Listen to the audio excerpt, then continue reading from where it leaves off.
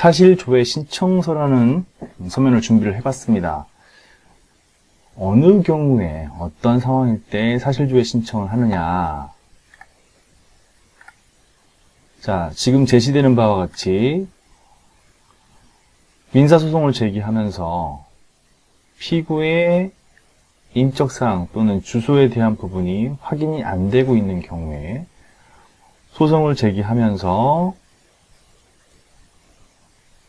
피고에 대해서 사실조회 신청을 통해서 피고를 나중에 특정하도록 하겠다라고 해서 소송을 제기하는 경우가 있을 수 있어요.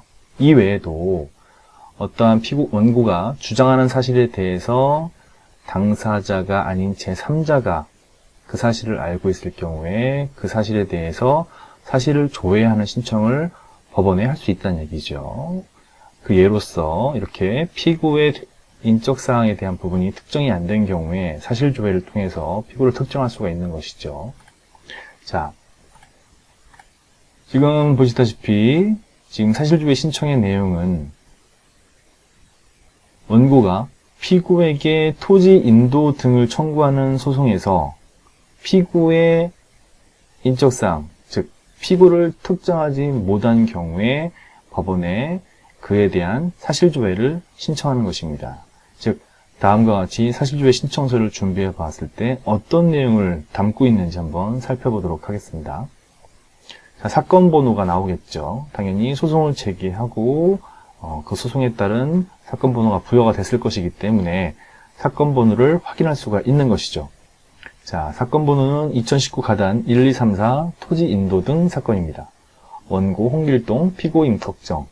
이 사건에 관하여 원고는 다음과 같이 사실조회를 신청합니다. 첫 번째, 사실조회의 목적은 피고를 특정하기 위함입니다. 자, 그렇다면 사실조회할 기관은 어디냐? 첫 번째, SK텔레콤 주식회사. 두 번째, 주식회사 KT. 그리고 세 번째, 주식회사 LGU+에 대해서 사실조회를 신청한다는 내용입니다. 그렇다면 어떠한 사항을 사실조회를 하느냐 한번 살펴볼게요. 별지 목록으로 별도로 기재를 했다는 얘기죠. SK텔레콤 주식회사에 대한 사실조회 사항입니다. 자, 휴대폰 번호가 010-1234-5678번이에요.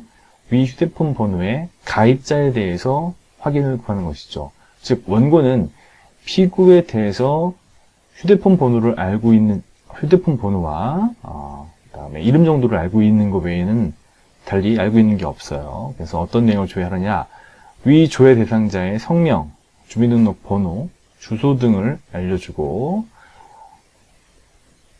사실조회를 한 그 회사에서 신분증 사본 등을 보관하고 있다면 그 사본을 첨부해서 가입내역서를 사본하여 보내주길 바란다는 내용입니다. 기타 SK텔레콤 주식회사 외에 KT 그리고 LGU+에 대한 부분도 내용은 같은 것이죠. 즉 이와 같은 사항을 사실조회 사항이라 하여 사실조회 신청을 할 수가 있는 것입니다.